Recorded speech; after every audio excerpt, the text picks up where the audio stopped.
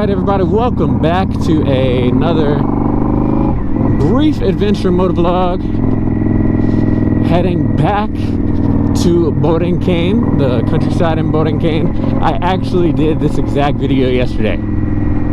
This is actually the video that I tried to make yesterday, and halfway through the ride, you know, I started over. When I got back, for whatever reason, the original, the first half of the ride, the audio did not work. The microphone was going through the camera being on the outside of the helmet. All it picked up was from the wind noise and nothing through the microphone. Interestingly enough, the second half, the microphone worked fine. So I'm just gonna give it a shot. We're gonna give it a shot, see if the microphone is working this time around while we go and explore in the countryside of Borinquen, passing by Guavate, which is kind of known as Pork Road, where all of the lechoneras, the barbecue with rotisserie pork and all of that, a kind of a very well-known, kind of famous area here in Puerto Rico, especially as it comes to Christmas time. Now, it is not anywhere near Christmas time, but it is just a thing. It's a beautiful road. We're gonna see if weather is going to hold up for us, and or if I'm gonna have to cut this one short. Yesterday was a beautiful day. Today, as you can see, a little bit cloudy, a little overcast. There was some rain earlier. I think there's going to be some rain later. Hopefully we will just have you know, well enough weather to get us out to see some scenic things, be able to get back before I get to Puerto. So my topic of conversation for today's ride, while we're going out, we're just going to get some musings while we are going on, is, you know, the last time that I posted a video like this, which is not even available on this channel, because YouTube did some things with their handles when they changed, when they did, you know, your Google account merged with the YouTube account, and I had separate ones, and I had one that I was using for kind of my motorcycle channel, and apparently I merged the wrong one with the wrong one, and so I lost all those videos. Maybe I'll try and see if I can get them back on this channel as well. But since that last time, just with me, I have had a lot of just personal life changes.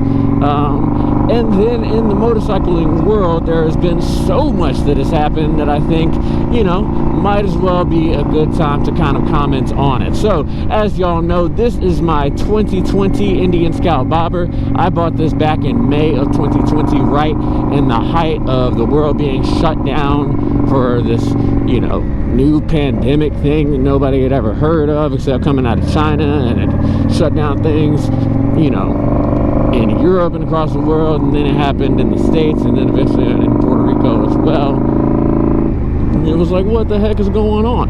So I bought this in the middle of that time. Had just sold my Ninja ZX6, and was like, all right, well, I want a new bike.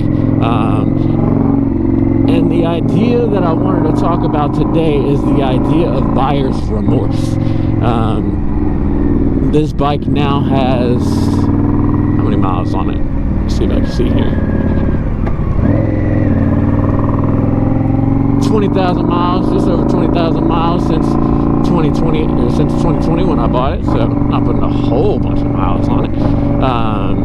Just over 20,000 miles. All right, I'm gonna have to go on around. All right, this guy decided also to go on around.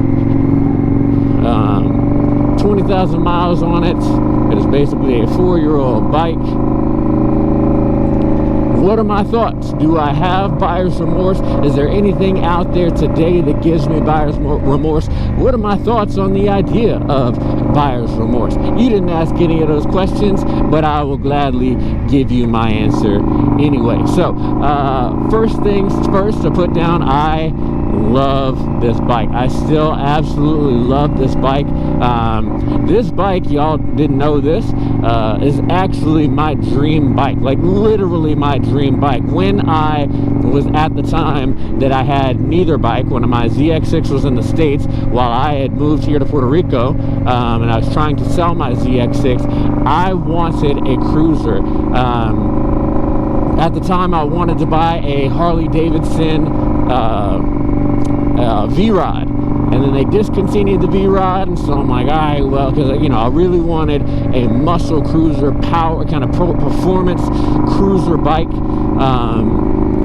and felt the V-Rod really fit that description, but I couldn't get with going to a cruiser and then coming from the power of my ZX6 Ninja, and then coming to something that was only going to have 47 horsepower and was going to be just chugging along. I hadn't ridden many cruisers. I had ridden like a 250 cruiser, and a buddy let me ride his slammed 883, Iron 883 Harley Davidson, and I enjoyed riding it.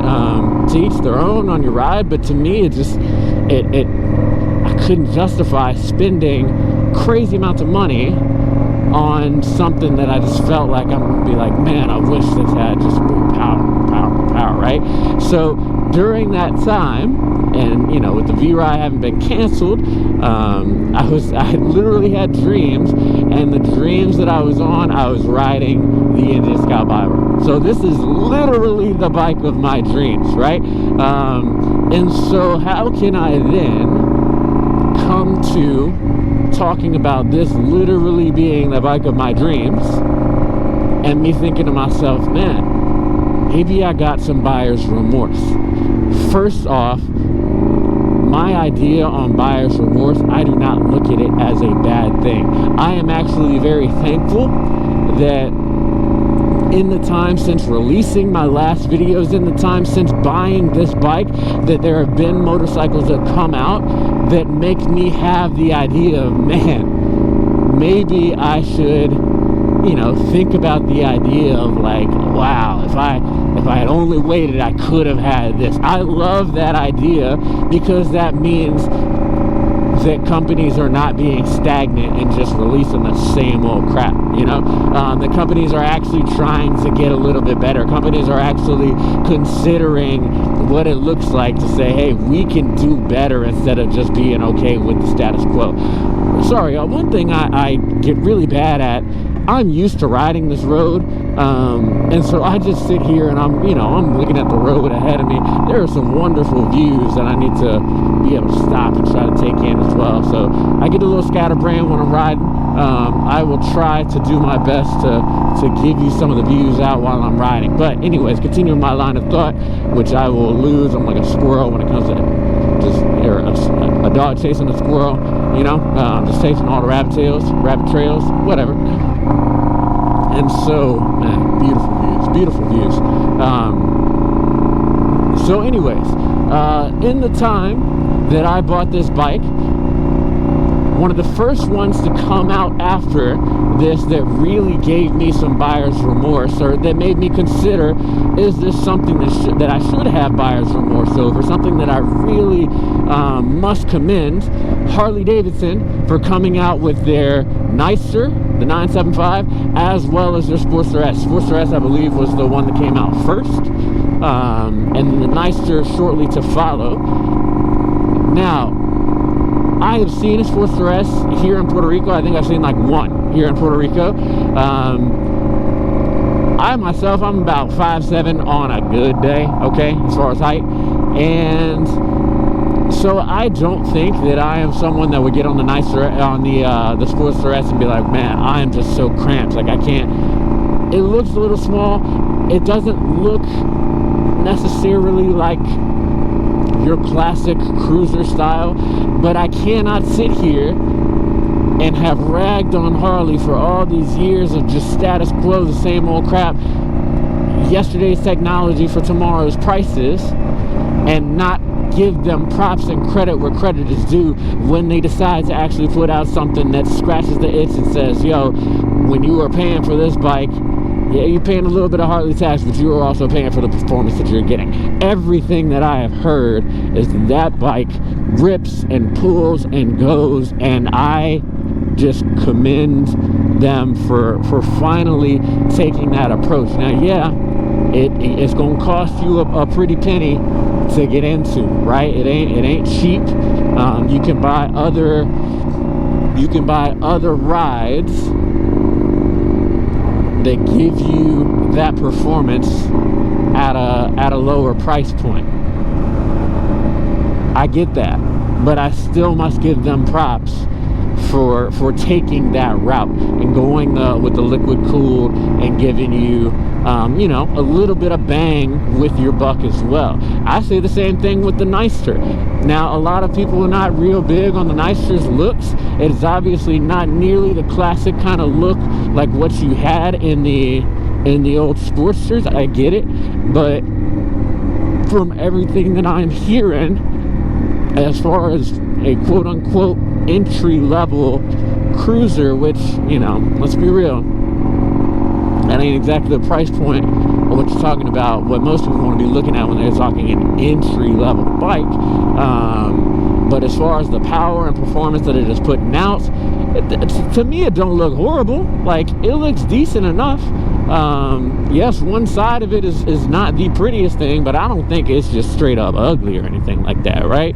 I think it's not awful. And so I gotta give them credit for it. Since that time, I believe this is telling you how long it's been since I've posted. Quick side note real fast, this is Lechonera Los Pinos, I believe, Los Pinos, the Pines, yes. So this is one of the areas known as the Pork Road. So all these here Lechoneras, these things, as you can see right now, it is a Saturday and they are rocking out, packed out. People waiting to get their barbecue, man. I love seeing it. People travel from all over Puerto Rico to this spot right here to get their lechon. I've already had lunch. I'm not going to be stopping, but it might not be a bad idea one of these days for me to just, you know, let this be a full-on travel vlog. We come out, we have a little cruise out, and then we hit it up, one of those spots while they're doing some live music or something. Might not be too bad. So, in the meantime, we're going to continue up this road because there are some beautiful views and some ugly roads. The road gets better a little bit further up here.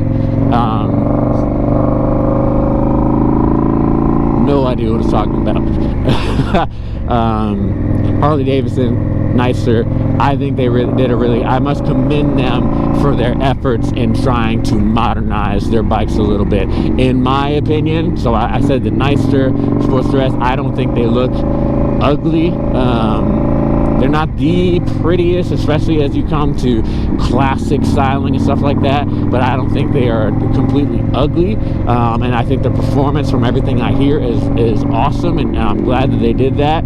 My caveat with that, the Pan America, again, I think incredible as far as performance and the technology that they put into it.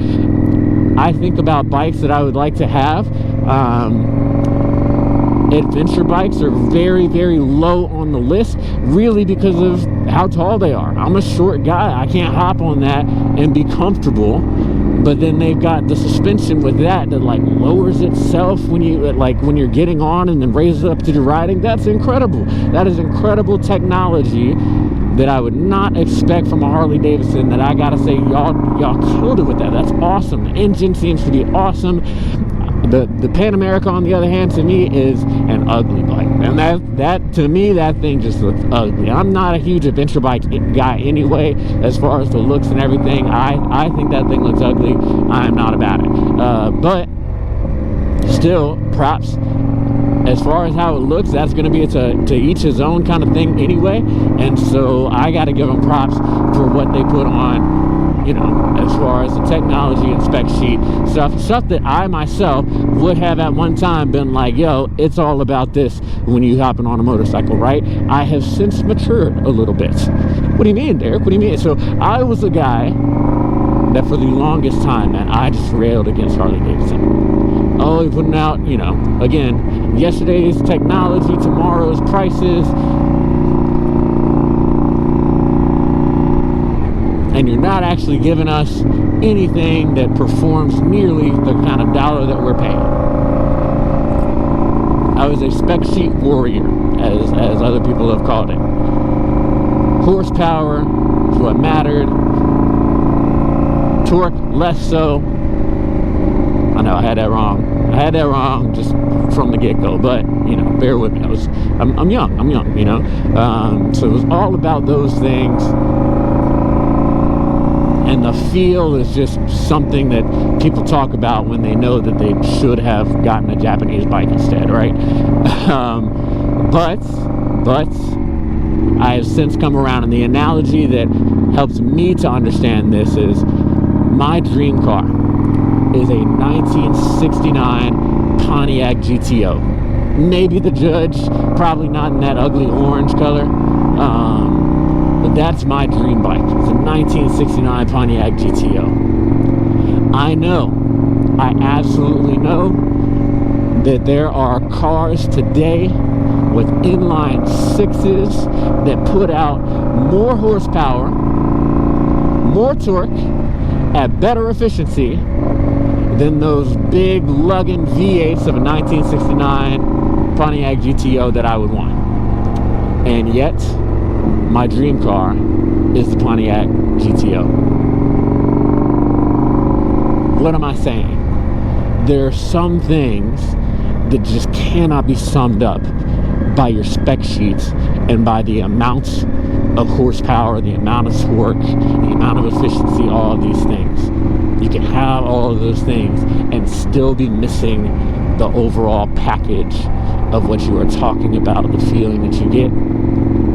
And that was the thing that for me was like, okay, I get it. I get that your bike is big and you know, it's torquey, but it's got no top end.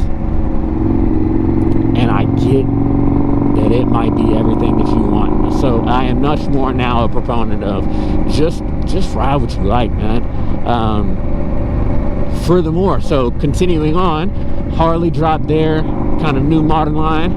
Very shortly after, the Indian dropped the Indian Scout Rogue and then the Indian Chief. Might have the order of those backwards, but the remains the same.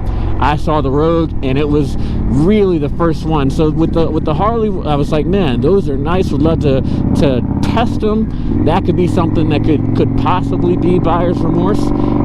But in reality, I wasn't like, yo, I wish I had bought that instead of this. Particularly in, again, here we come to it, where I'm, you know, going to be sounding a little hypocritical. Where I'm talking, you know what? I like the look and the feel of this over what I see from the look and the feel of that, which is crazy because that's the thing that I used to would have ragged on Harley riders about, you know. But here I am, you know, maturity or something. And then came the Scout Rogue, and immediately I was like, if that had been out when I was looking to buy, I would have bought that instead. I think the Scout Rogue is one of the most beautiful looking bikes I have ever seen. Again, you're talking at that time was the same engine, the same basically everything, except you're not talking the bobber, so it had, I believe it had the 3 inches of suspension travel rather than the 2. Look at the tower up there, just clouded, shrouded. Well, we're heading back, man. It is. I'm up in the mountains right now. I wore short sleeves. I didn't wear my motorcycle jacket. I am regretting it a little bit. It's a little chilly up here. It's a little chilly, but check out some of these views, man. Look at this. Oh, it's beautiful, beautiful, beautiful. I really hope my audio is working this time around. Because it failed on me yesterday. But yeah, man, absolutely beautiful views here.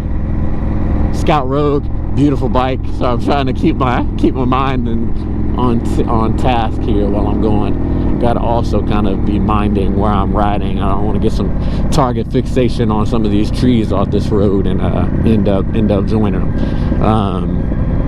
There is a small Charco, a little kind of watering hole right up here. Before too long, I don't think I'm going to stop. You know what? I might take a stop.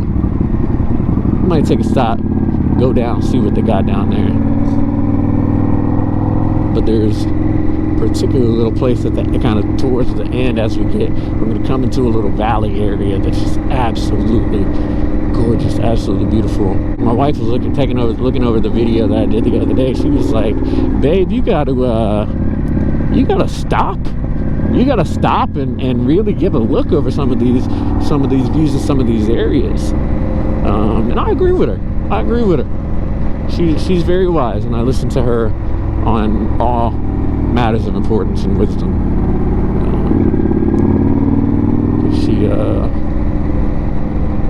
She is my helper in a way that in ways that I am undeserving. So thankful for her. Also, slight note: since the time that I last posted any kind of video, I've gotten married. We have a baby girl. Our baby girl just turned 2 like 2 days ago at the time of recording this. So yeah, a lot of life changes. I think last time I had recorded any videos like this, I was still single, not sure whether I was going to stay in Puerto Rico or not. And yeah, we have since gotten married, bought a house, baby girl. And so yeah, man, very thankful, very blessed, and very blessed to be able to call this wonderful place home as well. Trying to get some views of the road and the terrain while we're out here on this little ride. So Indian Scout Rogue, think it's wonderful. If it had been out when I was looking to buy, I would have bought Scout Rogue, 100%. Like, that thing is even what I wanted this one to be, like stock. Changed the pipe on it, fuel cleaner, or the air cleaner, fuel cleaner, and I would have been all about it, man. I think that thing is just incredible machinery. I think Indian knocked it out of the park. And again, when comparing, let's say, the Scout Rogue to the Sportster S, Sportster S actually beats it in probably most areas when it comes to performance. And yet, given the choice, I'm going with the Scout Rogue. This is exactly the stuff that I would have once knocked on Harley people for doing, and here I am saying the same thing. It's kind of crazy, but it's just where I am, man. It's just where I am now in life. This thing really gives me the feel of riding that I like and enjoy. Now, I'll be honest, I have not ridden many other cruisers, as I said, aside from a 883 back in the day. And, you know, I don't have a lot of, like, really good bikes to compare it to, is what I'll say. But I love this one. Absolutely love this one. And then there was the Chief as well. The Chief is one that I looked into, was like, yo, that's a pretty dope looking bike. And that, you're talking air-cooled, big old air-cooled motor kind of deal. That's exactly, again, one of the things that I probably would have complained about from Harley. I did complain about from Harley. I ain't gonna say probably woulda. I did. All right, so over here is the little charcoal watering hole. Really just want to see if I can get some view. I see it. Bienvenidos a Charco Azul, Patillas. So, gonna see if I can include some of this. We'll turn the GoPro off and get some footage on the phone. So, all right, y'all. So this is Charco Azul. I've literally never been here. Just seen it on the map and was coming by on the road, and so it was like, you know what? My wife told me I need to stop at some of these places, take a look. So turn the GoPro off, turn it on to on my trusty iPhone, and we'll come on down here, see what we got down here. So nice little walkway. You can see there's some other vehicles here, so hopefully I'm not disturbing too many people. Just coming right on through, and also be kind of quick because motorcycles are a rather easy steal. As I was getting off to make this suddenly, you know, pickup truck pulled up. So, you know, un viejito que está ahí pasando, tirando basura. But interesting little area. I could probably bring the bike down here. It's a pretty dope place for pictures, right outside the ladies' bathroom. It's all graffitied up. Come over here. Hope that there are no critters, but I do see the watering hole, so let's see if we can make it on down there. Get some shots. See a watering hole. I don't know how deep it goes, but yo, is that? What is that?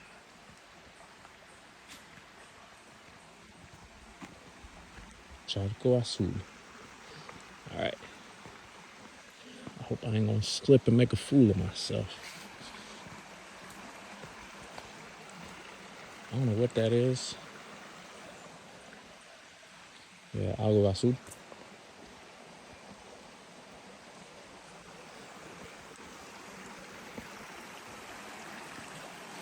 Look at this, man. It is so dope. I don't know what the heck that is. Looked a little scary at first. But yeah, beautiful. Beautiful, beautiful. This would be a pretty dope spot. Now, if I could get the bike down here, I don't know if I can be able to get it back out, but. All right, so just had this nice little stop down here en el Charco Azul.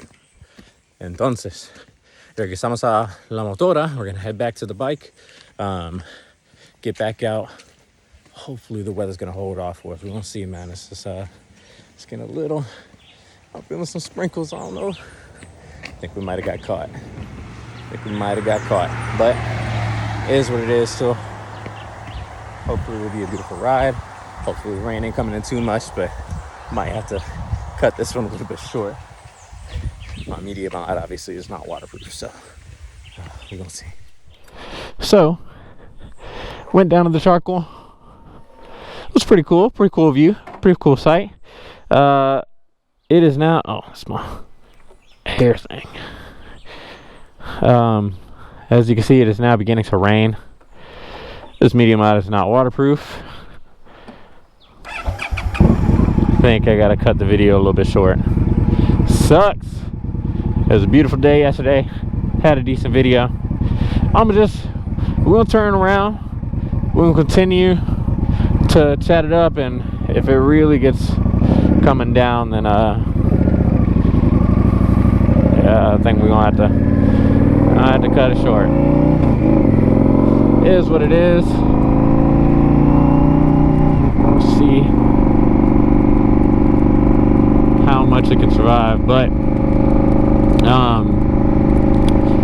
yeah, so Scott Road Chief came out. Chief looked dope to me. Just right back into it. Trying to avoid some of this rain, man, but it's gonna get me. Chief came out. I really liked the look of the Indian Chief. I think it is something that I would totally ride. It's definitely just not quite the what is my normal bike, you know. It's definitely not kind of the thing that I'm normally about riding, but it looked really dope. Torque figure is solid. I'm just getting more into like cruiser style, man. And then of course, so you know, these are all these years ago this came out. Just a couple of weeks ago now, Indian has come out with their 2025 lineup of Scouts, and once again I gotta say that is full on buyer's remorse. Seeing that the 101 Scout is like, I would have to consider right now, would I trade this in and try and get one like that and listen to me now. Since the last time I made videos, I got married, I bought a house, and we got a baby girl, okay? I do not think, at one, I don't like to finance bikes anyway. I sold the ZX6 and I bought this outright. I don't like to finance motorcycles, and I do not think there is any way, especially looking at the 101, which is the one that I would want, especially looking at the 101, and you're talking the 101 in Puerto Rico. Every new vehicle that you buy in Puerto Rico, you got to pay the taxes on it. You got to pay like 20% of taxes on it. So every new vehicle that you buy in Puerto Rico is going to be more expensive than what you would buy in the States.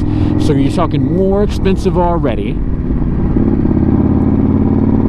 It's hard for me, even if I were to sell this one and get a good price, it would be hard for me to be like, hey, babe, you know, wait, you're talking to my wife now, you know, that extra $12,000 we got sitting around, like, you know, can I spend that on a motorcycle?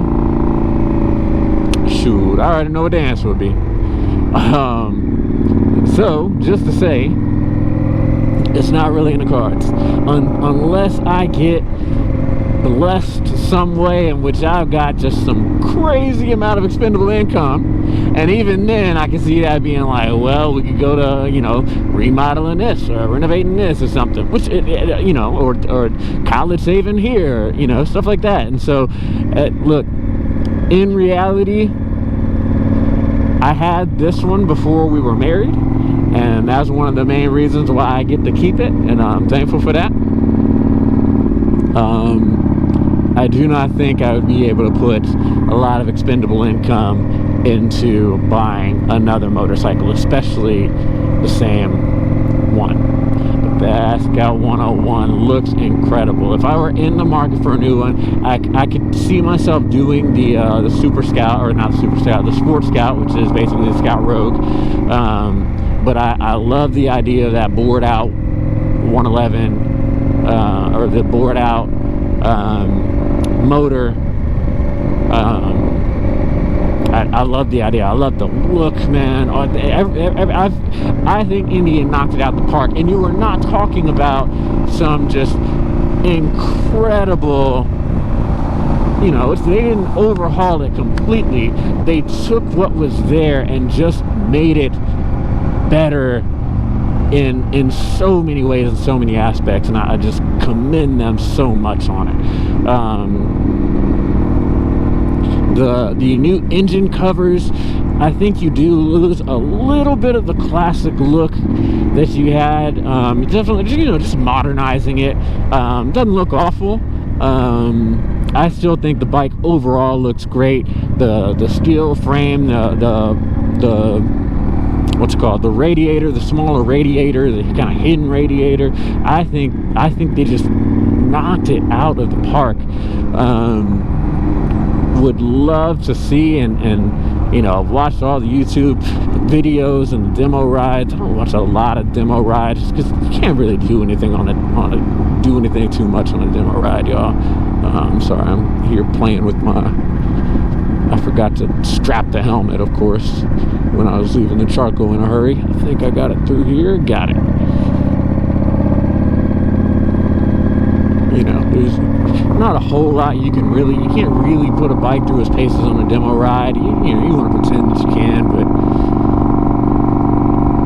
I mean, at the same time, they're riding, you know, better than what I'm riding right here, right now.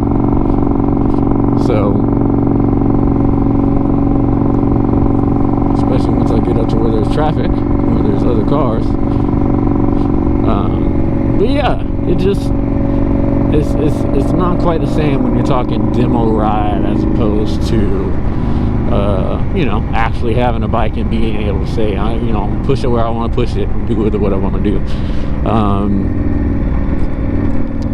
So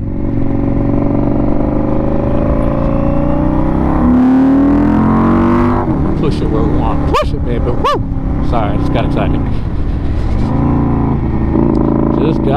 Got a little excited.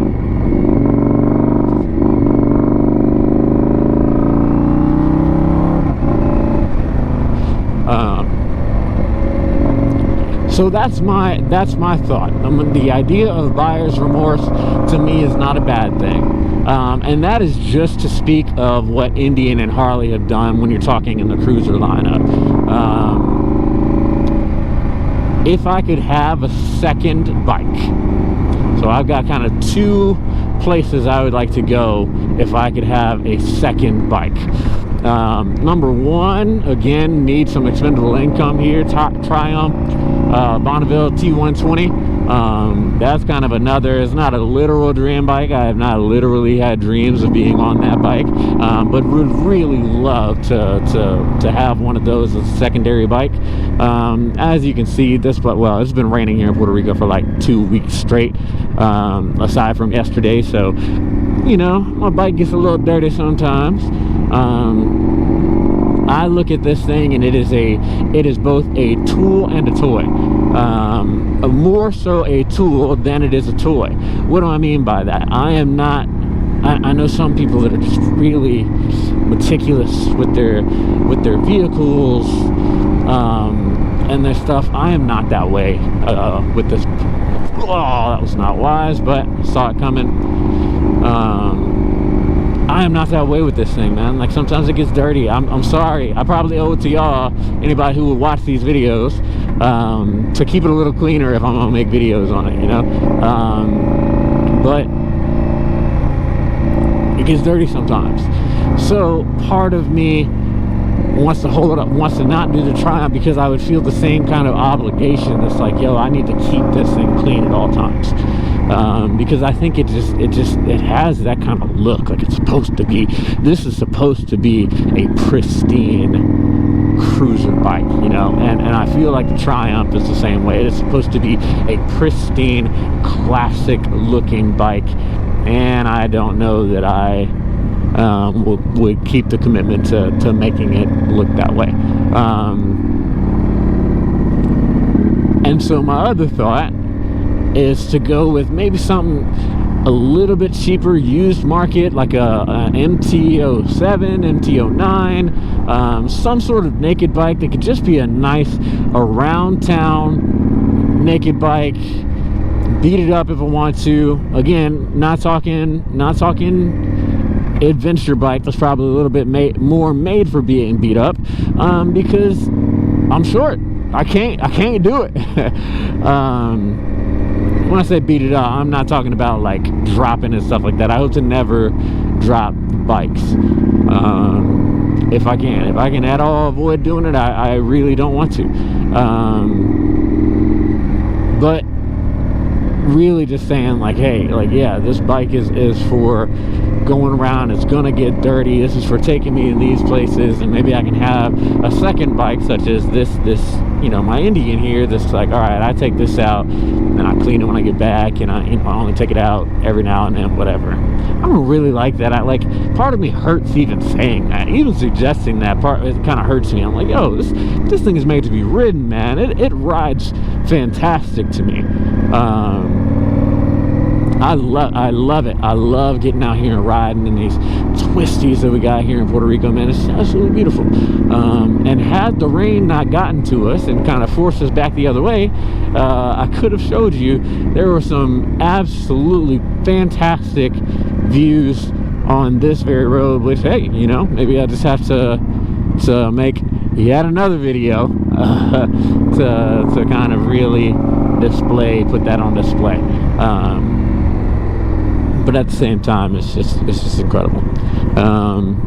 So that's where I am, y'all. What are my ideas on this? Do I have buyer's remorse? In a sense, yes. In a sense, I absolutely do have buyer's remorse, and it's a great thing. Slow down here as we come through Pork Road. Got the party buses coming in. People. Oh man.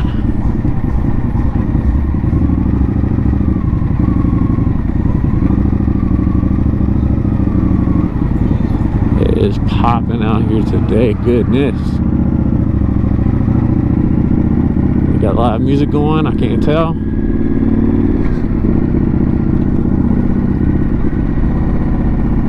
Good. The party is going on Saturday in Puerto Rico in Guavate. more lechoneras ahí. Yeah, party is underway. Party is underway Saturday in Puerto Rico and Guavate.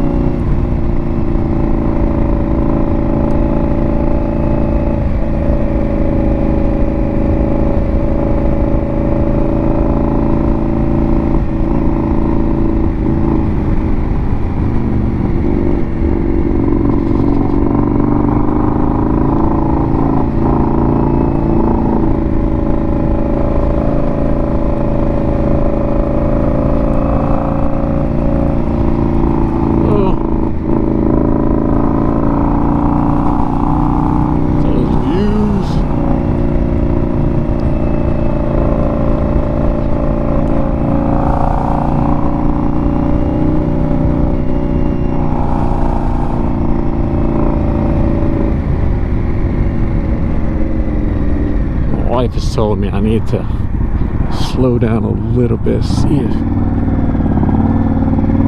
actually told me I need to stop. I don't want to stop right in the middle of that, but see if I can come up here, find an area that would be a decent place to stop and check out some views.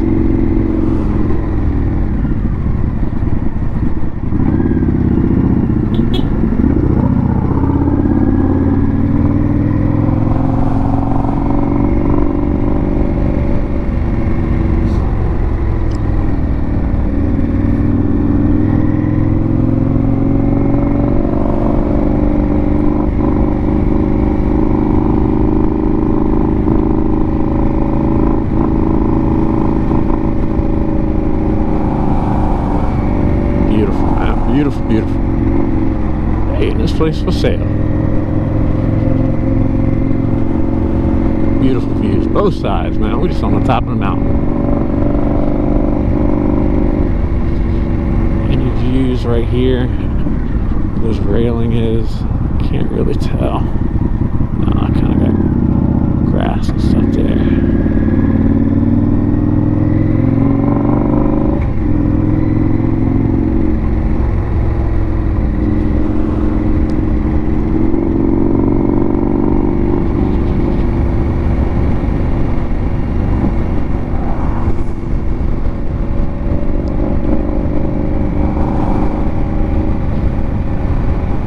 So, once again, to finish my thought, absolutely do have buyer's remorse on this 2020 Indian Scout Bobber. Why do I have buyer's remorse?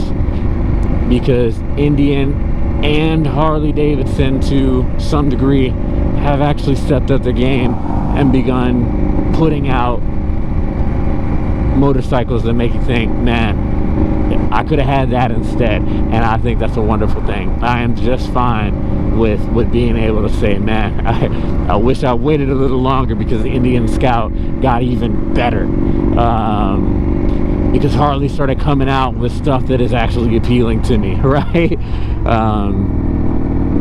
I have no problem saying that I've got buyer's remorse over that. That being said, do I regret? I guess buyer's remorse and regret are some of the same, but in a sense I don't regret buying this bike. Like, I still love this bike. I simply would have, you know, if the 2025 were out in 2020, I would have bought it. That's all I'm saying. That's all I'm saying. If the 2025 were available in 2020, I would have bought the 2025. But that is not something, man. Look at Cogwas getting rained on right now.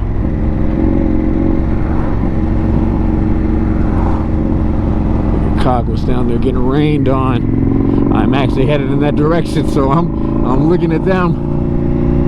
I'm looking at them, but that's the direction I'm headed. So I think I might have some rain in my future, y'all. Yes, I'm all across the road. Don't judge me, okay? I'm just having fun. All right, y'all, I think that's about gonna do it for the end of this video. I'm gonna just shut up, enjoy some engine sounds, enjoy some views if I am able to remember to give you some, and hopefully I'm gonna try and continue to make more content, y'all. I'm gonna try and continue to put some out, whether you enjoy it, whether you don't. If you got suggestions, let me know. Let me know what you think about some of the motorcycles that are being put out now, whether it's by Harley, whether it's by Indian, whether it's by Triumph, whether you're a Yamaha person or a Cowie or whatever it might be. Give me your thoughts. Give me your thoughts. If I'm completely wrong and off base about Harley's attempt to modernize, if you think the Scout is like too little too late as far as the upgrades that they made, let me know. I want the dialogue. I just, you know, I'll be there to tell you how wrong you are. I am kidding. I am not nearly that kind of I am not nearly that that prideful to think that my opinion is just better than yours. Oh, we got in there, saw Rebels, one of the Rebels, and something else. But let me know what you think. Am I being a hypocrite in giving praise to the feel of the Scout over the performance of some other bikes? Let me know, because I can admit to some of that too, you know. Starting to warm up a little bit. It's nice. Ciao, y'all. Have a good one.